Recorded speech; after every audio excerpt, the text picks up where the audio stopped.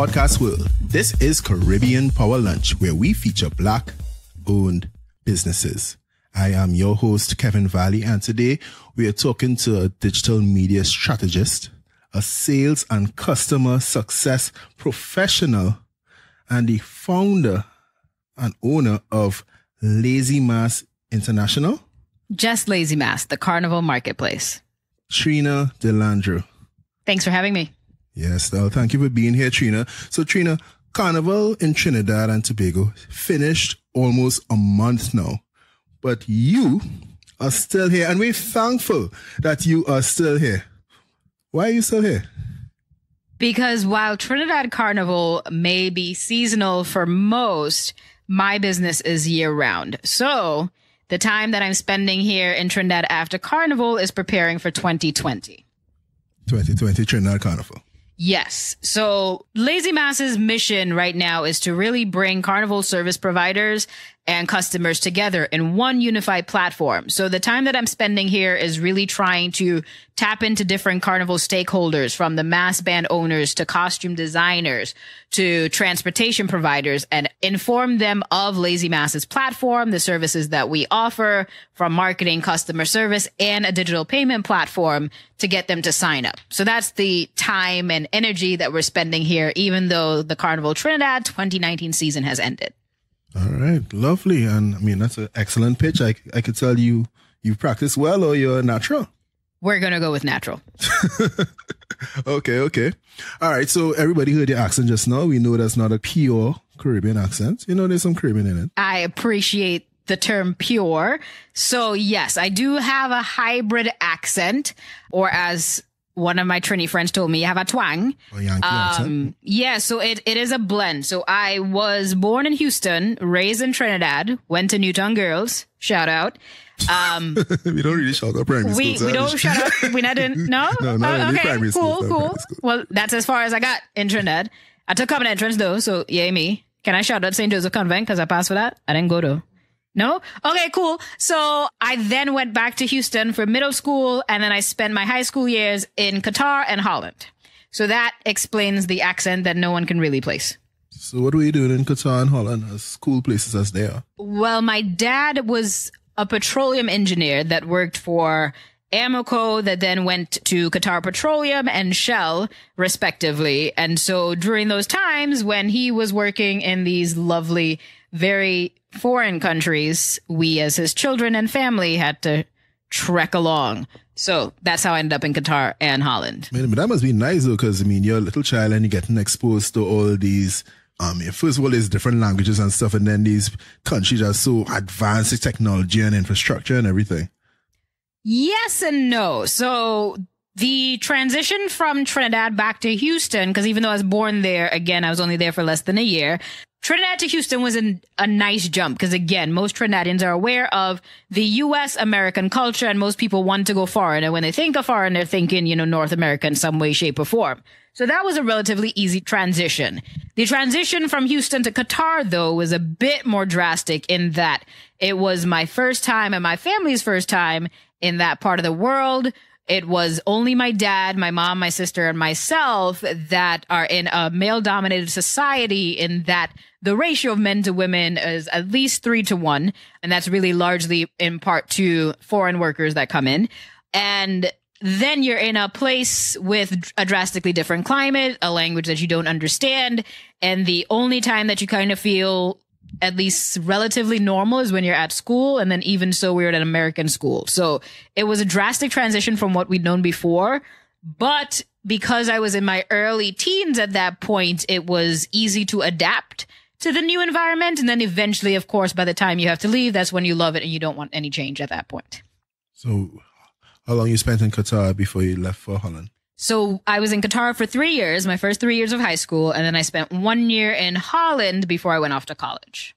So the 3 years in Qatar were incredibly exciting in that because we were the only American school in Doha, capital of Qatar, for any school-related events, we had to travel to another country to participate. So, for example, I was on the football team for American School of Doha. No, please don't get excited. I am not athletic, and nor was I a talented football player. They didn't have enough girls on the team, and so I got on the team by default because I tried out. For choir, I got to go to different countries. For JV and varsity academic bowl, I got to go to Kuwait. For Model United Nations, I got to go to China. So that was the exciting part of living at Qatar, that you were kind of easily accessible to other Middle Eastern countries and then the rest of the Eastern world. So we spent a Christmas in Thailand one year. My sister and my mom and my dad vacation in Barcelona, in Turkey. We did our senior trip in Greece. It was things like that I wasn't privy to when I was in Trinidad and or Houston that kind of opened up a whole new world to me when I was living in Qatar. So you get to have that whole world view, that whole world mindset. You get a real appreciation for it. It's not just something that you see on a TV screen. Very much so. So, I mean, when we were in Qatar, when we got there in 1999, there was literally one mall, and they called it the mall. That was at least the English translation of it. And by the time we left 3 years later, Qatar was home to the largest mall in the Middle East, which Dubai has quickly, surpassed. But that's how quickly things changed in Qatar. That just went to show the amount of money and the amount of wealth and opulence that took place in those countries, that they had the financial wherewithal to do whatever they so chose. So that was kind of exciting to see a level of wealth and opulence that is something that I have not seen anywhere else on this planet before. And then you get to Holland, and what is that transition like? So the difference from Qatar to Holland, one, I was going from like my junior year to senior year. So I had 1 year left in high school. I knew I was going to go off to college. So I didn't really invest that much time in Holland in the sense of, I know it's only going to be 1 year I'll get to visit, but Holland was incredibly exciting for me in that I could be in a different country once I hopped in a plane. I had more freedoms in Holland, unlike Qatar, to hop on a train and go to school, hop on a bus and go to school, hop on a train and go to a different country. Qatar, not that simple. You kind of had to take a plane. And then 2, because of the type of society that was, I didn't really have the freedom to roam and drive and do what I so chose and felt in Qatar. So Holland was incredibly exciting. We lived and went to school in The Hague or Den Haag, and Amsterdam, of course, was relatively close by. So even The Hague was super cool, especially a kid like myself that participated in Model United Nations. And so you had the General Assembly taking place. We got to participate in Kofi Annan at the time when he was the Secretary General was in the Holland. We got to do proposals that were then, sent up the chain to the actual UN if they passed. It was kind of cool to experience things like that. And then the environment, at least from a school perspective, we had off-campus privileges. So there's a lot of opportunity to roam and explore. So I really enjoyed that as well. Okay. So you spend all this time in these places that are so natural resource rich, so oil rich. You wanted to be an engineer at a point in time, no? There was a point in time when I thought I was rebelling against becoming a doctor, and I decided that I wanted to be an engineer. Oh, you wanted to be a doctor at a point in time, too? No, my father wanted me to be a doctor. So I said, no, I'll be an engineer instead because I'm not going to follow your path and your rules. Parents. Yeah. All right, but no. But then you end up in tech marketing, what?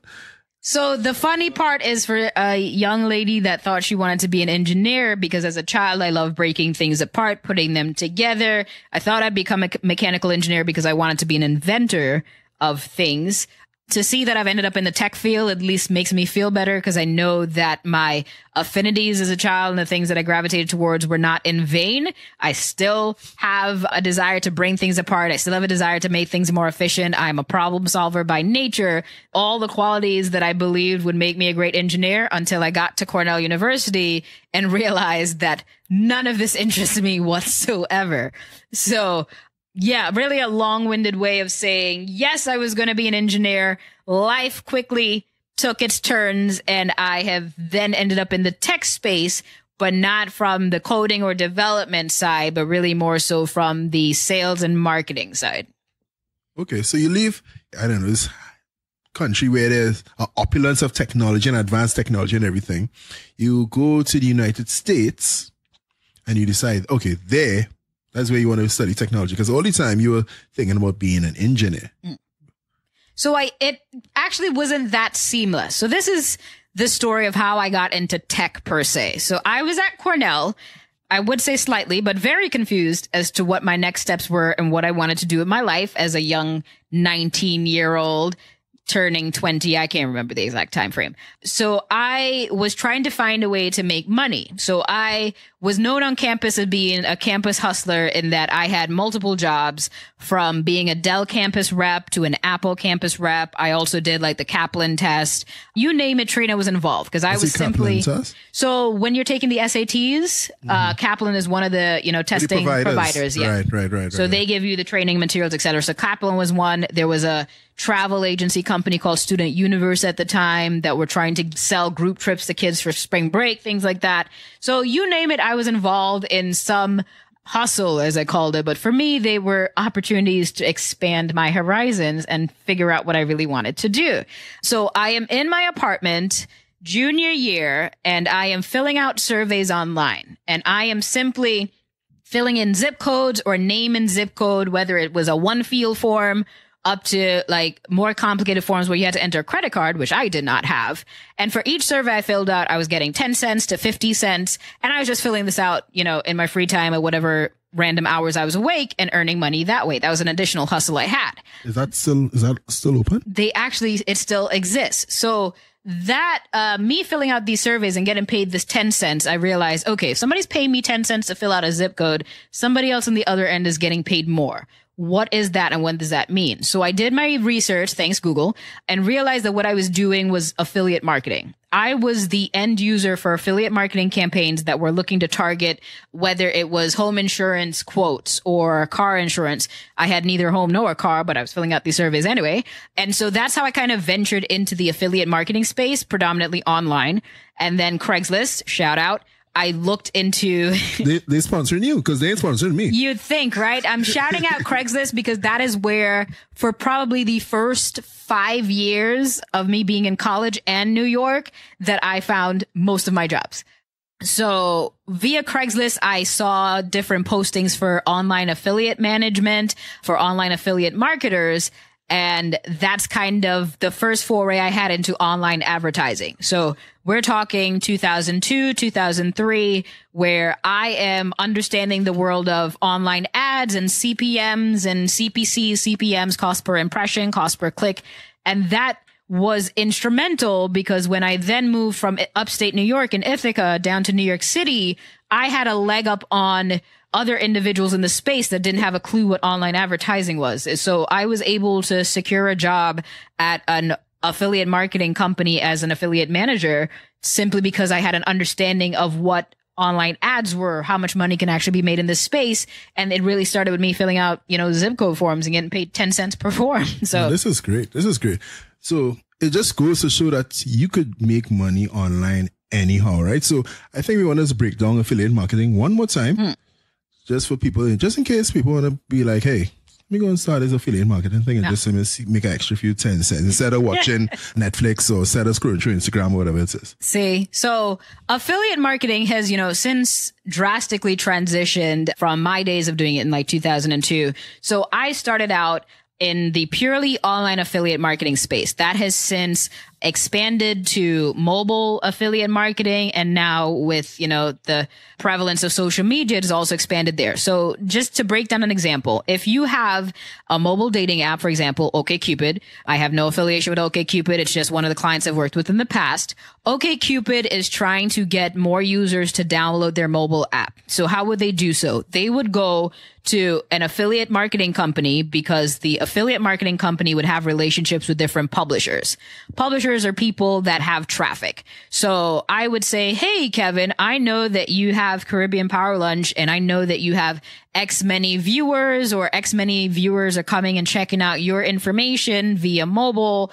Post this ad on your site. So whether from an online or mobile perspective, because the worlds are kind of just blended. When it first began, online was very different and very specific than mobile. Right now, you can access anything on any device. So the worlds have kind of really blended. I'd say, okay, Kevin, put this ad on your site. And then each time somebody clicks on this ad, we're going to pay you 10 cents, 50 cents, $1. And so the more traffic that you have to your site and the more people that are coming on the site be like, oh yeah, you know what? after I listen to Caribbean Power Lunch, I wish I can go on a date with a Black business owner. And so they're going to click on this ad for OkCupid, for example, and fill out their profile. And whatever else happens is not really of importance. The mere fact that I was watching or consuming Kevin's content on Caribbean Power Lunch and I clicked the ad on his site, I just got him paid. And so he was just paid for the power of his content and for engaging a user on his site to take the required action, which was to download the OkCupid app. So that's kind of a very high level and broad level explanation really of affiliate marketing. There's a lot more to it. I hope that was like the most basic and generic information. Yeah, no, I think that was pretty accessible to the listeners. So. I think that was a great example. That's really how the space works. I mean, the tech world, especially the advertising and the ad tech space, has gotten so much more sophisticated, so much more efficient. It's why Alphabet, and I just read an article, Alphabet has earned $37 billion in the past year alone, and people are confused. It's just like, what exactly is Google selling? I need you to understand how much of that 37 billion chunk is advertising and how Google has changed the space just in terms of bringing in dollars from an advertising perspective. So when you say Alphabet, you mean the actual Alphabet? Well, the actual Google parent company called Alphabet. Oh, okay. Yeah. Yeah. Remember, they changed their name because they needed a more all-encompassing name for Google, and then Google's going to take over the world entities that they have elsewhere. I see. Yeah. Okay, so so then you go into content creation, publishing, and everything. Yeah. So my experience in the affiliate marketing space then quickly took a turn into the mobile affiliate marketing space. And that was all because I had a general baseline understanding of advertising, how to sell advertising, what advertisers were looking for in terms of, hey, we're a new brand. We're trying to get our product, our service in front of this type of audience. Here's the demographics. We need you to sell it. So I ended up in the publishing world because of my understanding of advertising and advertising technology. So I worked for different publications from CFO Magazine, which was a part of the Economist Group. I also worked for a company called Haymarket Media with SC Magazine, which is short for Secure Computing. I barely understood any of the information in that magazine at the time. And then I also most recently worked for a company called MPP Global, which was a technology provider, a SaaS or software as a solution provider for publishing companies that were basically allowing them to create subscription models around their content. Because when I started in the publishing space back in 2007, ad revenues were the largest source of income for many publishers because of, the proliferation, just wanted to use a big word, of social media and the access to a lot more content. Traditional publishers like your New York Times and your Huffington Post, etc., are competing with other information sources that are free. So they have now looked into switching their revenue models from an ad-based revenue model to a subscription-based model. Because what they've realized are that people are willing to pay for quality content. And so that's what, the last company I worked for as a full-time employee, they were looking to solve in terms of providing a solution that allowed for paid content. Okay. So you think people are more comfortable spending money on a regular basis for content as opposed to, trying their best to see how they could kind of stick through the back channel and get it for free? How reliable do you think this subscription model is? So the reason that a company like MPP Global can exist is exactly for that reason. You have people that have found ways to kind of bypass traditional firewalls or paywalls, which is the actual specific term, paywalls in that instance. What is publishers have noticed over these years is that, and, which has been continued by the America's current president, fake news, it's very hard to get truthful and again, truthful is varied and it depends, to get verifiable information from journalistic sources, because you have everybody and anybody that can become a content creator, content publisher through platforms like Facebook, Instagram, Medium, you name it. There's opportunities for people to create their own content and for people to read, digest, and believe that content. So for your traditional publishing houses like the New York Times, for example, they saw a need to put a premium on their content because they know that they have the the backing, the source. They know that if they're writing an article that has been fact checked, etc. And so people can always look to the New York Times as a verifiable source of factual information. Let's call it factual versus truthful information. And so New York Times actually was one of the first large publishing houses to actually put up a subscription model. And most people believe that millennials or this current generation, because so many things are easily accessible for us and free, would not pay for content. New York Times has proven many others in the publishing space that that is inaccurate, that even millennials in our generation that are used to torrents and that are used to free music and digital downloads and pirating and whatever else we've come up with and created companies around, that we still are willing to pay for quality content. And that goes from publishing to apps to you name it. If we value it and we have trust in it, that we are willing to pay an amount for it. Okay, that's great. So, we're willing to pay for quality content. Okay, so you had several jobs in this space, all at pretty senior levels. Before we started recording, it's always something like 17. Yeah, that sounds about accurate. So I have had 17-ish. I only say 17-ish because, again, as super hustler that I am, they have been part-times in between here and there. Right. So from the time I moved to New York City, when I first moved to New York City in 2007 and still had a full-time job, I was not able to pay my rent and my other bills. Hello, student loans. Sally, may I see you, with the full-time job that I had. So that is when I still had a side job or a side hustle as an affiliate marketer at that time. I was still doing affiliate management on the side, as well as going to school full-time, but that's a story for another day. And so in the time that I've been in New York City, I would say I've had around 17-ish jobs. And that is a combination of the crisis in, financial crisis of 2008. That is a combination of working for several startups, some that made it, some that didn't. And then a combination of right company, bad fit, culture clashes, or Trina started her own company and was traveling to Carnival every year and thus got fired when she came back. Oh, you got fired. Yeah, so there were several instances because when I started Lazy Mass, the concept came to me in 2009, but it didn't have an official name until then. So I attended Trena De Carnival as an adult for the first time in 2009 and had a blast.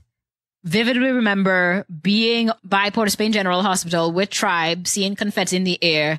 And as everybody is whining and dingling and carrying on, I am counting people because I knew if my costume at that time in 2009 cost $600 and I am surrounded by at least 5,000 people, how much money is Tribe making? And then Tribe was not the only band on the road. So within this moment of euphoria, I am like, there is an economic opportunity here.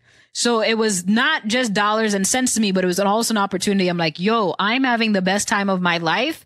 Who can I share this with? How many people can I get to come experience my people, my culture, my island during this time? And so that's where the spark started. That then, 2009, 2010, I came by myself, with the guidance of my older cousins. Thank you for them. And then 2011, I then journeyed to bring two of my friends. Two of my friends in 2011 and 2012 turned to 25. 25 turned to 50. And then at that point, I realized, okay, it's about time we make this thing official, not just because I saw that there was a business model here, but because the IRS came after me because too much money was going through my PayPal account. So, yeah. So that was really... I was just about to ask about your 50 friends, but when the IRS is on your PayPal now all of a sudden? Yeah. So if you have a PayPal personal account and you transact, and we're talking just money to friends and family, if you transact over 20,000 US in your account within a fiscal year, the IRS starts paying attention. Anything over $20,000, they start to pay attention. And so at this time, it's my personal account. Again, Lazy Mass is not fully formed. I am simply, taking money from friends, buying FET tickets for them here, paying for costumes, paying balance of costumes. Because back in 2011, the facilities were not in place for people to do this online. 2011, Tribe probably was the only Carnival band that had any sort of online payment system. Most events did not have e-ticketing at that point in time. And so I was really providing that bridge for people in the US that were looking to get things done in Trinidad without having to find a friend, find a family member, be like, hey, can I Western Union you like $600 to $1,000 and you can go and do these things for me and then hope they're done in time. So, okay. So you weren't necessarily charging your friends a premium. You weren't profiting off your friends as yet. Not in 2011. So after 2011, when that, 4 quickly turned to 25 and 25 to 50, and I'm like, wait, hold up. Whoa, the IRS is coming after me. And if I get charged my taxes for this, it's a problem. That's when we legitimized Lazy Mass as an entity. But even so, it was still, we were going through names at that point. I went through Carnival 365. It was Carnival Maniac, Carnival Around the World. There was a lot of names. But on Carnival Tuesday, 2012, I am standing on the second floor of my sister's apartment as bands are walking past, because bands still took that route after the Savannah at that point in time. And my mom is asking me a question. She's like, Trina, why are you paying all this money to play mass when you don't wear half of your costume? And for lunchtime, you come home and you're eating our food and sitting here for like 3 hours. I'm like, Ma, I'm a lazy masquerader. Okay. I just want to put on the costume, take a couple pictures, look cute, wave at a couple people, jam twice, and then come home. And the minute the words lazy masquerader came out my mouth, I knew that was the name of the company. That was my light bulb moment. Ding! Yep. And it was that day that Lazy Mass officially was born in regards to the business entity, the name, everything was legitimized and certified in 2012 with our first operating year, Carnival 2013. Okay. So I would say that, I'm not the most popular guy, right? But I'm friendly enough, right? I have enough friends. I don't know if I have 50 friends to take with me to another country on a trip just like that. So how do you go about building that, well, not only friend base, but that customer base? So I use the term friends loosely. I'm not calling out anybody else. I'm simply saying my 2 friends then knew 2 other people. And that's how the 4 to 25 to 50 really grew, because it's a matter of, hey, 2 of my friends, I am about to go secure tickets for Sunnyside at Breakfast Fete. Are you good? Yeah. Wait, hold up, Trina. Before you send that money down to Trinidad, my cousin and his people are going to, can you buy their tickets? Yeah, sure. No problem. So when I say that the, 4 to 25 to 50 is how Lazy Mass kind of quickly grew, it was a matter of, I was providing a service of, bridging a digital gap. I had an online interface where people could send me money via PayPal. They can put money into my bank accounts based in the US with a simple transaction. And I was able to conduct business for them here in Trinidad without them having to, pay the additional fees of Western Union, etc. So the 50 friends this business grew by was really from word of mouth. It was a matter of, hey, we know a Trini girl that's based in the US that goes to Trinidad all the time, and she can get Carnival stuff done for us. So these fetes that you mentioned here, these fetes that I see on your website and everything, I can't get tickets for these fetes just like that, right? And I live here. So how are you, with your lazy masquerading self, yes, able to get these tickets in these large quantities to serve all these people? So one of the reasons that I kept getting fired from jobs was that when I officially created Lazy Mass, I was flying to Trinidad at least 1 week every month. And that was how I started. I do have to give props and a shout out to Ricardo, aka Back to Basics, because I saw him in New York in the soca scene, DJing different soca events. And so I asked him to lunch, and I'm like, hey, this is my idea. I have a company and I'm looking to really assist people with items that they need for Carnival. At the time, I didn't call or consider myself a Carnival concierge because I initially was trying to be a digital e-ticketing platform. And we sat down, we had lunch, and he said, hey, I'm going to Trinidad in April. So if you're there when I'm there, I'll link you. Literally what he said. So I said, what dates are you traveling? He's like, these dates. And that was the first plane ticket I booked in April of 2012. And I just so happened to be in town the same time that he was. And he introduced me to people that he knew in the space. I have to give another shout out to Matthew Dacent. So I had a friend that gave me his contact information. And then when in the first trip when I came to Trinidad in April of 2012, met up with Matthew, who, you know, did C'est La Vie, that expanded to C'est La Vie, the boat ride, Jetty Jam. He's involved in all these things. And it was really on his, you know, word and his authority of, hey, Trena's my people. This is what she does. She has a Carnival concierge service. She needs X to service her clients. And that's really how I started building a network here, you know, off of Trinidadians being interested and excited by me trying to do something different. And then, you know, just lending a hand as simple as, hey, this is so-and-so. This is what they do. Take their number, give them a call. Because, you know, things in Trinidad only work by who you know and who knows you. So that was really that's what the world works. Don't come for Trinidad with that, like that. Okay. Don't come with that noise. Valid and granted. It is so much more important here in Trinidad because honestly, when I first started without having the vetted authority from, you know, individuals like Ricardo and Matthew, I was sending emails and saying, hey, I'm bringing 100 people to Carnival. Can I get no response? But the minute, hey, Matthew Dacent gave me your number and I need X. Oh, yes, Matthew people. Yeah, sure. Come. We got you. Like it was a drastic difference. And the doors that were open to me because of the big names in the space that I knew, shout out Matthew and Ricardo, was incredibly helpful. And of course that net, you know, I am calling out those two individuals, but there've been so many others in the space that have been so instrumental in Lazy Mass, not only starting, but then continuing to exist 7 years later. This where promoters like Michael Seeley, James Caesar with Fuck It, and, you know, We Love Juve, like That's they're PH. That is PH, like Phuket in Thailand. Right. So those events and those promoters that are tied to the events have really been instrumental in Lazy Mass, you know, really sustaining this long. So I see Lazy Mass has expanded into not only events, but you have costumes, you have Juve, transportation, you have concierge. Well, I mean, Lazy Mass is essentially a concierge, right?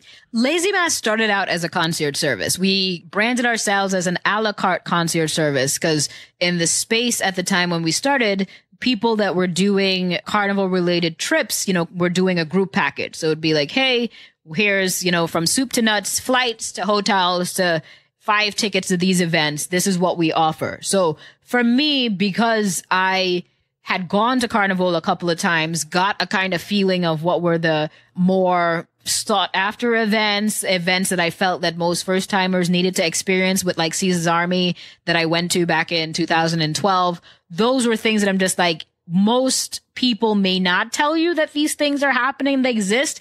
But for me, that's what made my Carnival experience unique. So I'm not going to pigeonhole you into here's what we do. Here's what we like. Try this.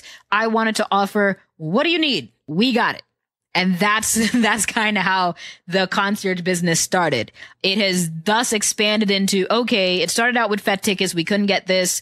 It started out with, I can't pay off the deposit or the balance of my costume online to, we need your help getting X. Can you do it? I need a makeup artist on Tuesday at 4 a.m.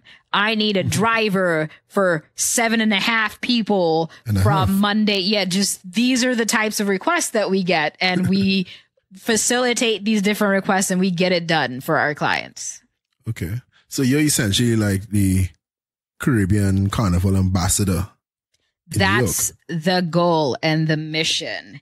So it really is just being, you know, this verifiable source. Because what I wanted to accomplish with Lazy Mass is to really be a vetted and trusted authority. Because what I have highly sought after events on my site that most people and even local Trinidadians can't get tickets for. And that's from relationships that I've built over the past 7 years. There are, you know, open sources where other people are trying to find tickets, X, Y, and Z. And I've heard enough horror stories of people that get ripped off, they pay for X, they don't receive it. There's always some long story. And for me, it really was to try to find a way to create trust and authority in the carnival space where none currently exist. So that's really kind of the overarching mission of Lazy Mass. It really is to be one central verifiable source where you know that if you send an email, you're going to get a response. If you are looking for certain tickets, if you don't see it on the website, we don't yet have it, request it, and we'll work on getting it for you. The gaps that I saw in the marketplace at the time in terms of responsive customer service, in terms of updated information, or even providing information, which is hard to find and hard to even have aggregated, those are the types of things that I saw were needed. Because if I have a business and I don't know this information, how are first timers going to figure this out? How are foreigners going to figure this out? How are non-trainees going to figure this out? So those are the types of things that I saw were needed and am trying to continue to provide. There have been a good bits of carnival concierges popping up, and I don't know how many were in existence when you came around.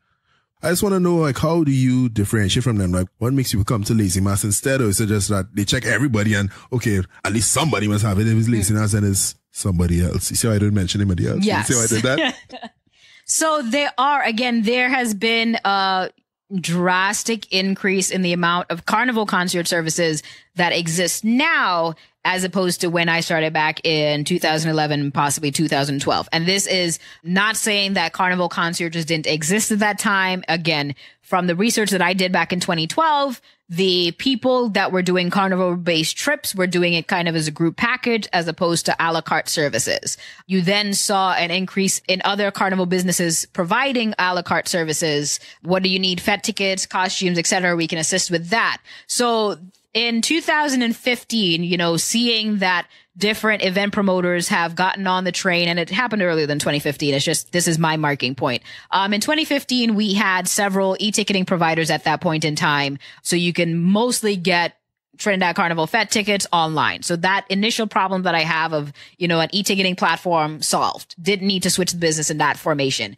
A lot of the bands started coming online in terms of offering online payments. So Tribe was no longer the only one. Yuma came on board. Island People at the time when it existed, shout out IP, had payment processing online, or they had some way, shape, or form that you can do it. So the digital gap that was initially the problem that I was trying to solve was slowly being integrated and utilized. So you kind of saw that happening. So for me in 2015, I saw an opportunity to kind of highlight local vendors at each carnival. So 2015, I vividly remember that there was a Monday Wear show that took place that I believe was put on by Initiate Novelty. And for me, that was great because it highlighted different local costume designers, artisans, stylists on a massive stage in Trinidad. And because I'm paying attention, I knew that this, Monday Wear showcase was happening, but others didn't. And so in the different travel groups that I participate in, travel forums, carnival specific travel groups that I participate in, you kind of see similar questions being asked. And I'm like, how can I then highlight and provide additional income sources to local Monday Wear designers, costume designers in general, transportation providers? If, for example, Carnival is not your thing and you decide that you want to become a driver for the Carnival week, this is an additional source of revenue for you. So how can I create a system that allows me to support local, hashtag, my favorite one, and then also provide a digital platform to do so, and then bridge a gap? Because if you are a costume designer, marketing may not be your thing. So how can I bridge that gap for you? How can I provide value to you to get you in front of a larger audience? So knowing that Lazy Mass is a predominantly North American as well as European audience of customers, I wanted to provide a system to say, hey, if you're based in Trinidad, I want to support you and I can get you in front of this large audience of carnival goers. I know how many times they've been to Carnival, how many things they've purchased through Lazy Mass, what do they like to frequent? Are they in need of a carnival costume or Monday Wear or whatever it may be? And I can kind of bridge that gap between the vendors and the customers. So that's when Lazy Mass, the carnival marketplace, really was born. And that's when I started pivoting the company from a carnival concierge service to really a digital platform for carnival.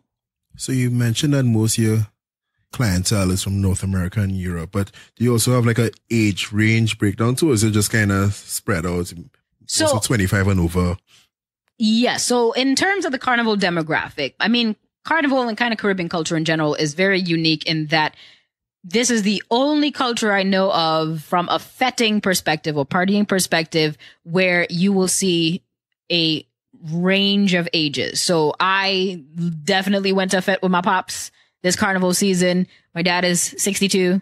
Shout out pops. But the age range, to answer your question, the age range of lazy mass, you normally see carnival goers starting around 24, 25, and that's usually when they graduate from college. Yeah. One, because carnival, especially Trinidad Carnival, is by no means an inexpensive endeavor. And so one, it's a financial situation where you kind of have to be a little bit older unless you're just independently wealthy and thus you're partying through college and doing that. So the age range I use, the earliest I've seen or the youngest I've seen is really from 23, 24. And I have clients well within their 60s. The sweet spot in regards to kind of the average lazy mass customer really is between the ages of 27 and 45. So it is still a large age demographic.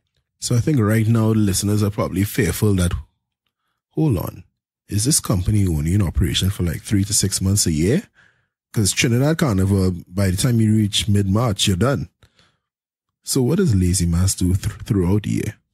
So we started out again in our home country of Trinidad and focusing on Trinidad Carnival. So when we pivoted the company to a multi-vendor marketplace, we kind of started from scratch, really, but not really. We still provide concierge services to our clients that have been rocking with us since 2013, and then expanding the services to new vendors. So we're signing up new vendors daily in different spaces across our 8 different categories.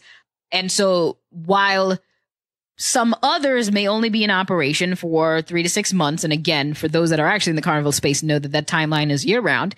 Trinidad Carnival, yes, may be an operational timeline of 6 months because it certainly is not 3. But then we've also expanded to additional carnivals. So we do Trinidad Carnival as well as Jamaica, Barbados, and then our local or our stateside carnivals are New York, Toronto, and Miami. So we are pretty busy carnival wise year round, even though each carnival that we, service does have varying seasons from a timeline of 3 to 6 months. Just before we came to the Cabin Studios, when I picked you up, we were listening to another podcast and they were contrasting. Looking at you. They were contrasting the carnival in Brazil and the carnivals in the Caribbean. But I don't want to make that contrast. What I want to contrast is the carnivals stateside, the North America, the Miami, maybe even the London. I don't know if yeah. Okay. How does that compare to the Caribbean carnivals? So I think there's something unique about the Caribbean carnivals, and I preface that with saying that Lazy Mass's mission is to service every Caribbean-based carnival around the diaspora. And so the reason that I differentiate Caribbean-based carnival is that our carnival is uniquely different from Mardi Gras, is uniquely different from Rio. And so that is something that I want to highlight because our carnivals are participatory.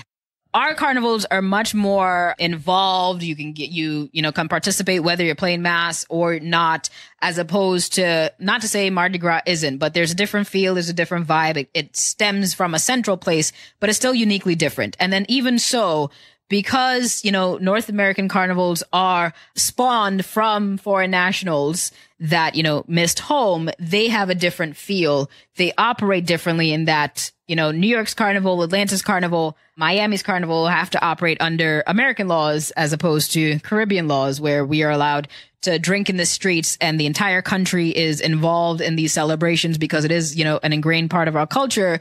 New York, if you are not of West Indian heritage, or even if you don't live in Brooklyn, there's many people that don't know what the West Indian Labor Day Parade is about, when it takes place, what's really going on. And this is New York City, which is, one of the more culturally diverse places that I've lived. So for stateside carnivals, New York, Toronto, Atlanta, Miami, and, Hollywood is a recent addition. There's Philly carnivals. There's a lot of North American Caribbean-based carnivals, but they vary in other than, having to abide by American-based laws, i.e. there's no open container laws with the exception of Miami, so you can't drink in the streets.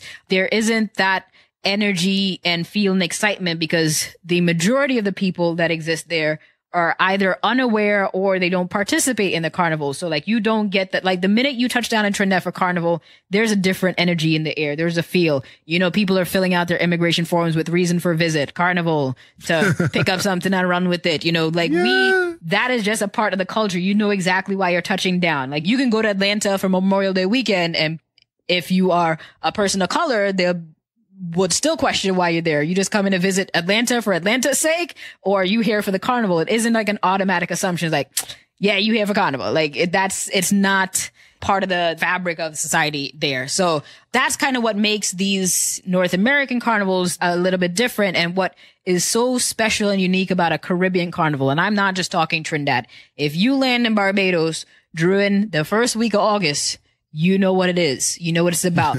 You go downtown and, you know, you're seeing people in the streets, and the vendors are setting up their booths, and the foreigners are coming in town. You can always pinpoint foreigners no matter which Caribbean island you're in. It's hilarious. But there is a different energy in the air because of Carnival being such an integral part of the culture. So. Yeah, for real.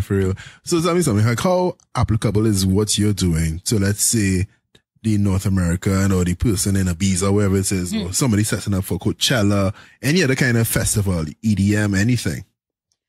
So Carnival, yes, is a festival in and of itself. These are the things, because I did try myself to identify what makes a carnival special. So for me, the music is one. If soca music is not involved, it's not a carnival. I have no qualms about that. I will say that. I will tattoo that on my body. I'm kidding. But the ingredients that make up a carnival as a festival is soca music, masqueraders, and that is from Pretty Mass to Juve. I do think that Juve is an integral part of a carnival celebration, even though there are some Caribbean diasporic carnivals that do not have a Juve per se. And then Pan, which again is part of the music. So when I say soca music, I do have Pan involved in that. So those are kind of the ingredients that I believe are integral to differentiating Carnival as a festival from any other festival. So because I've done the Ibiza, I've done Greece and the party scene there. When people are going to, and I've done Afropunk as an example too. Those festivals, while they are exciting and bring people together in amazing ways, and it's all about love and, you know, culture and energy, they cannot get close to a carnival just in terms of what our festival is uniquely about. Like the meaning of Carnival to me is freedom in its entirety in all aspects.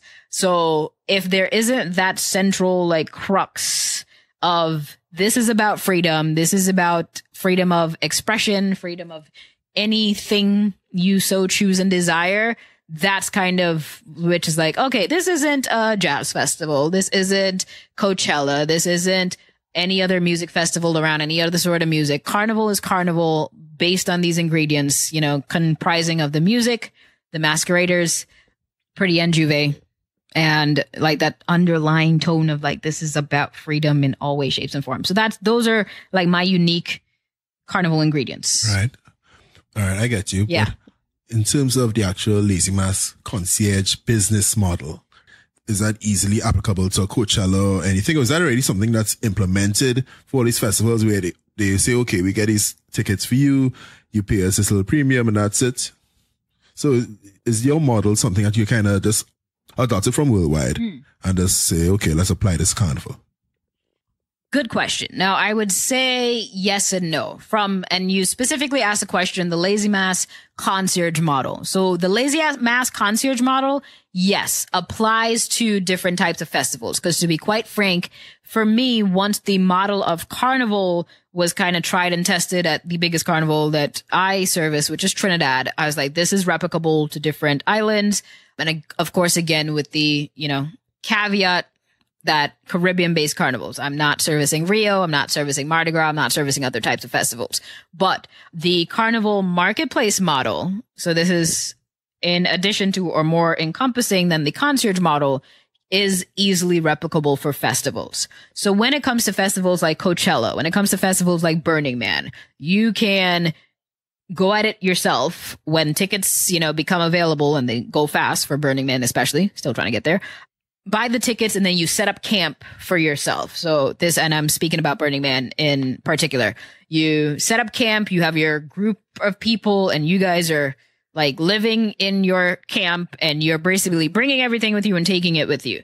There are concierges that service like a Coachella, i.e. we can get you into the VIP parties. We can do X, we can do Y for you. Yes.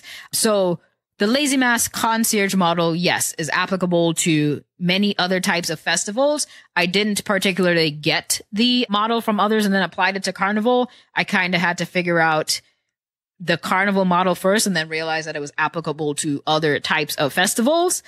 And with that being said, when it comes to Lazy Mass, whether concierge model or marketplace model, I'm still trying to service the Caribbean in general. So like everything that I do, all the businesses that I have, I am in some way, shape, or form trying to make the Caribbean better, unify the Caribbean, however you want to phrase that, in whatever hashtaggy way you so choose. Because for me, One Caribbean. Yeah, we can do that too. Caribbean strong, Caribbean unity, however you like to phrase that. For me, it is about, I am a child of the Caribbean.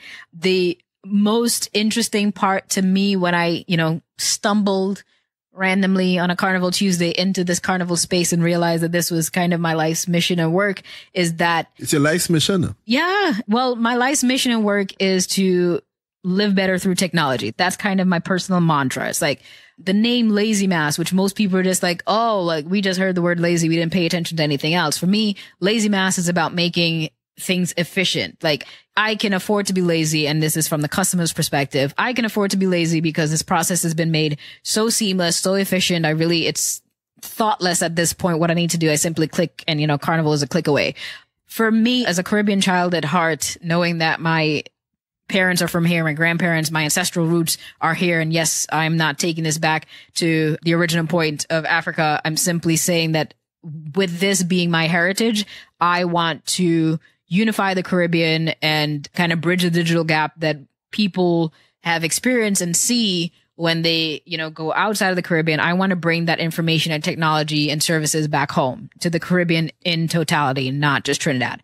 So I know that was a little tangent and we got a little off kilter there, but that really, like that to me, when I realized that Carnival takes place in every Caribbean island. Now, mind you, this is back in 2009. I was younger than I was now. It was such a light bulb moment for me. It's like, yo, like there is something that unifies the Caribbean. Like this was my initial one Caribbean notions. Like there's a carnival in every Caribbean island.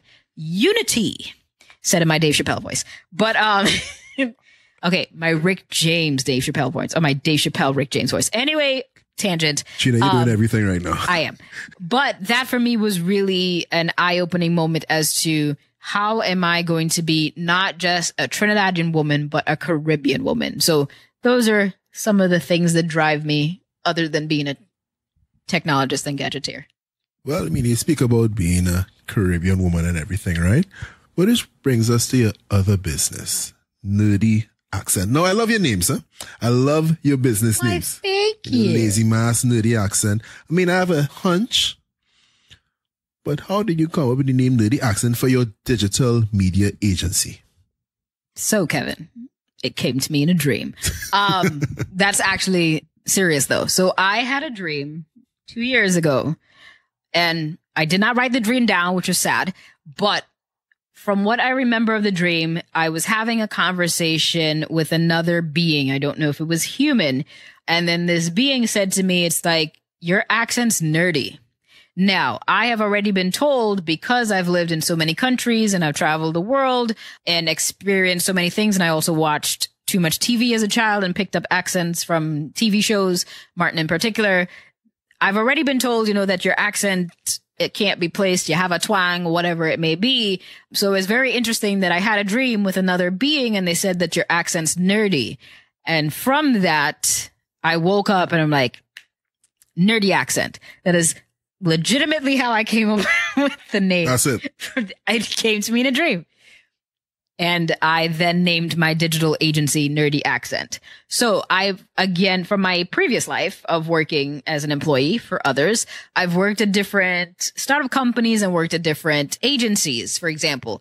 And I always love the fact that in the startup space, unlike the corporate world where, it's Trena De Landro Enterprises or Trena De Landro Solutions, like all these very generic and bland names, that the startup space were shaking things up by calling things random stuff. Like I worked for a company called Rumble, affiliate marketing network called Wodogepa, which was all made up. And so for me to name my digital marketing agency Nerdy Accent kind of just seemed like an easy decision. But Trina, what if when Nerdy Accent becomes a Fortune 100 company?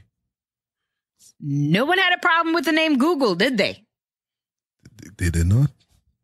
Touche. Alphabet and is apparently owned by a company called Alphabet. Their parent company is now called Alphabet. Yeah, Google is one of the companies that Alphabet owns. So was it Wotogepa? Was it Wodogepa? Yeah, Wotogepa. It was two guys in the country in Canada that I'm sure were surrounded by trees and moose, and they named their affiliate marketing company Wodogepa. This was the company that I worked for when I first moved to New York City, and that was how I was able to pay my rent, even with a full-time job. The rents are too high in New York City. Just saying. Okay. All right. So Nerdy Accent helps people. There's a digital media agency specializing in the Caribbean diaspora. That's it? That is correct. So kind of the description for Nerdy Accent is that we were founded in Brooklyn with our heart in the Caribbean. My goal is really to bring my expertise and understanding across the advertising world, across the marketing world, and apply that to Caribbean-based companies. So I started here. I can't tell you the company's name, but the time that I spent outside of the Carnival season in Trinidad has really been reaching out to different companies, from enterprises to small to medium businesses that I believe can benefit from a proper marketing strategy in the digital space. For some, making their first foray into the digital space and then bringing a comprehensive strategy to that. And that is beyond just have an Instagram and Facebook page and go there. We're talking whether you need a website. Do you actually know what SEO is and an understanding of that? Are you doing any sort of tracking? And do you have any data around who your customer set are? Do you know who's visiting your website? Who's visiting your social media pages? If you are a blogger, do you know what your demographic is and where most of the traffic to your website comes from? Is it social referrals? Is it Instagram in particular versus Pinterest versus Twitter? Those are the types of things that I'm looking to bring in place for businesses that I see have, massive potential and are doing exciting things for the Caribbean that I feel can benefit from, a comprehensive digital marketing strategy. So that's the other mission that I have that is outside of the Carnival space. Now, you did a presentation last year on targeting millennials, and I always love to give the audience some sort of practicals, right? So you gave some lovely tips for targeting millennials. You spoke about leveraging technology, content is key, utilizing social media influencers. Can you just kind of expound on that a little bit? Certainly. So the presentation that Kevin's referring to, I was the featured speaker at the Caribbean Tourism Organization's Caribbean Week, which takes place in the first week of June, which is a great event for folks to attend if you are in the tourism space, if you have any sort of business that is targeting the Caribbean or trying to get people to the Caribbean. Caribbean Week is a great way to meet the appropriate stakeholders in that space. We have ministers of tourism from most of the member organizations of the CTO. And so as the featured speaker last year, they were looking to have a greater understanding as to how to get more millennials to travel to the Caribbean and different, of course, individual Caribbean islands as destinations, since there's this current sentiment of, oh, Dubai is it. Let's all go there. How is Dubai able to market sand when we have sun, sea, and all the sand you can want on beaches right here in the Caribbean? It's a shorter distance. How can we get millennials to travel to different Caribbean islands? And so the presentation that I did was really speaking to these different Caribbean stakeholders including ministers of tourism, as to what is necessary to capture a millennial's attention, what is they like to do once they get to these destinations, and how they can best market their natural assets of sun, sea, and sand, and rum, and parties to this millennial audience. So that's kind of just an overall view of what the presentation was about and how to really leverage social media in general to get millennials interested in these different destinations. So how do you get millennials interested in Caribbean destinations, though? Well, before getting them interested, it was how are tourism entities or tourism organizations currently promoting their island. Like, we still have lots of travel agent shows, and there's a lot of physical brochures, and in some instances, websites that nobody has visited in years or updated in years. Social media is where it's at. Of course, millennials are the ones that created, invented, and thus are largely using social media. So for me, in the focus of this presentation was letting folks know, do you currently have social media properties? Let's start there. What does your Facebook page look like? We're starting with basics here, folks. Do you have an Instagram page? What does that look like? What are you highlighting? Are you highlighting your cultural tours that are more inclined to a demographic of baby boomers, or are you highlighting your nightlife and your adventure activities for a younger subsect? And this is not to say and, segment that baby boomers aren't interested in adventure. I'm simply, providing some generals.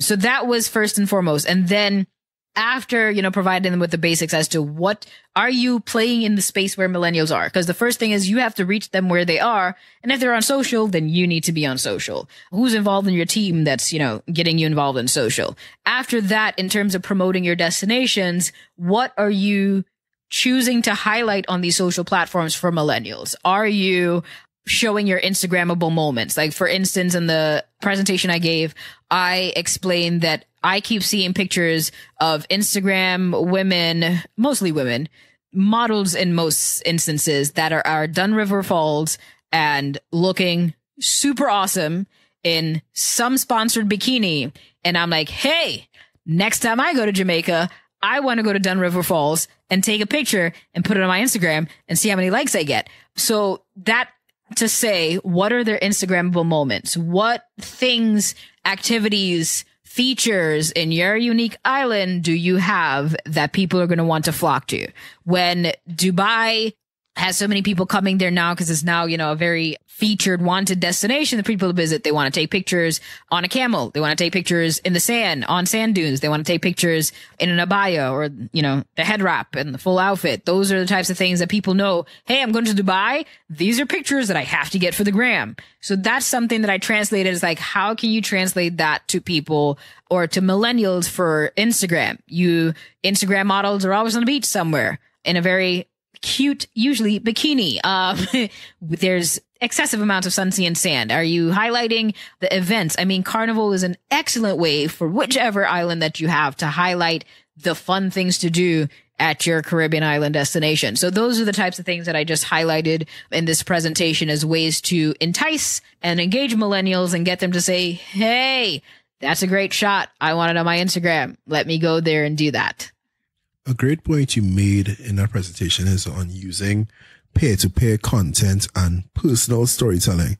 People trust their friends or their network more than some random sponsored ad that seems inauthentic with, a guy in a suit with a Ferrari in the background that he rented for the video shoots and everything.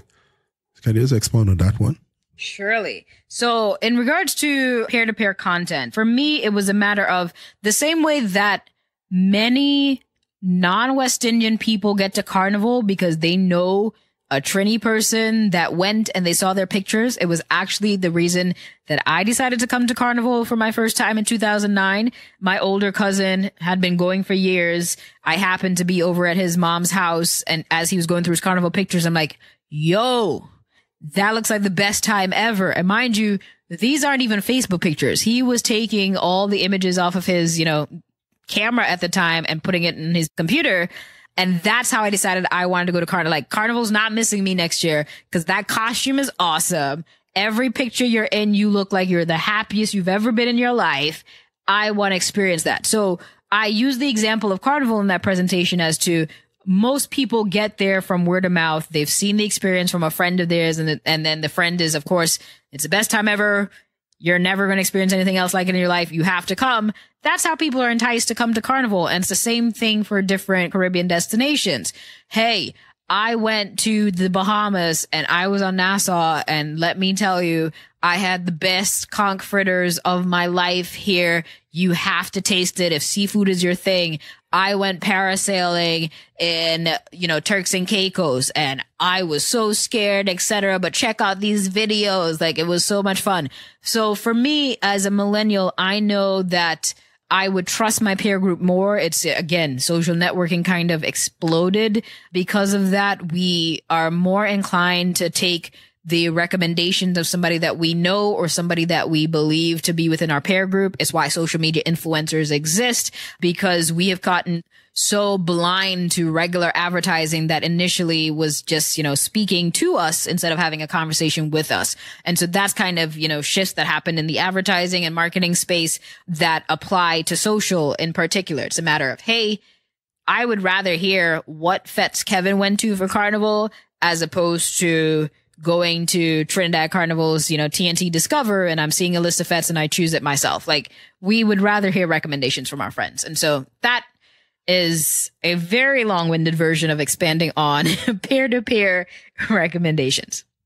It's really interesting how you're able to use technology to connect to your home country and make that passive income stream for yourself where, again, where the IRS has to come for you. See. Yes. So Trina, I want to know what's next. Because you seem to be a master at online marketing, digital strategy and all that kind of stuff. So I want to know what's next for Lazy Mass, or just the broader Trena De Landro, because I know Lazy Mass is just one part of it.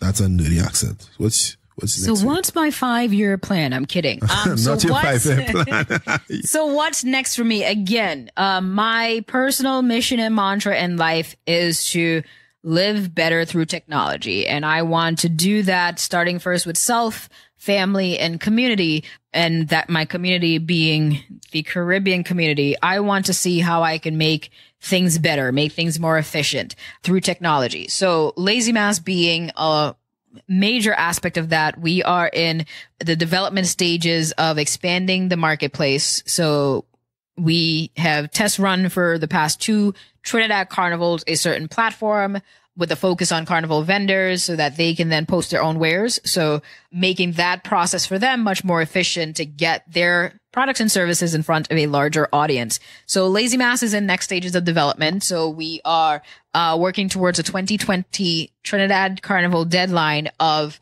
an open marketplace for Carnival vendors and service providers. So look out for a larger offering for Trinidad Carnival 2020. And that is, again, across our 8 categories of costumes, event tickets, juve, transportation, accommodations, concierge services, pickup and delivery. And I'm sure I'm forgetting one in there, but you can check it out on the website. Next up, nerdy accent, because again, there is, things that take place outside of Carnival. For the digital agency, it really is tapping in to more Caribbean entities. We have started and focused predominantly in the travel and tourism space to begin with, because it's kind of a direct offshoot of Lazy Mass, but really expanding that into more genres or categories, really. So we have, from my past experience in the tech space, I've worked with clients in a variety of industries from, media and entertainment to real estate to, health and pharma, education, ed tech, fintech, you name it, kind of worked at a company that does it. So it really is looking for these up and coming businesses here in Trinidad that are doing new, exciting and innovative things. And then, trying to partner with them from a marketing standpoint. So, offering Nerdy Accent's digital marketing services to these companies. So that's the 2-sided plan for now with Nerdy Accent and Lazy Mass. Well, that's awesome, Trina. Where can we find you? I don't understand the question, Kevin. Online, Trina. Online. We know you can't find you in New York. You're somewhere in the Caribbean. That was exactly the point, because I'm never in one place too long. That's why I didn't understand the question. It's like, do you mean where I'm physically going to be next week? Because that's a good question. I don't know. Where I can be found online is at lazymass.com. You can also find me via any social media channel, but lazymass.com is your best bet. Oh, okay, that's it. Okay. That's it. All right. Is there anything else, anything that we haven't covered today that you want to make sure and get out to the audience? One Caribbean. So I have a secret desire to become a soca artist and have a duet with Kes. Then Bungie. 2 separate songs. Just thought I'd say. Or to have a Bungie and Kes collab. That's just my personal wish. Soca gods, Soca Mafia. Make it happen. Thank you. Yeah. I'm so serious though. Podcast world, there you have it. Living better through technology with Trena De Landro. Subscribe to Caribbean Power Lunch at caribbeanpowerlunch.com/subscribe. Check us out on Castbox, Apple Podcasts, Stitcher, wherever you listen to your podcasts. And with that, Trena, Kevin, thank you for being here. Of course. Thank you for having me. This is what happens when I give people too much rum to drink. This is exactly what happens. Oh my God, these lightweights. Podcast world, Carbon Studios, we are out.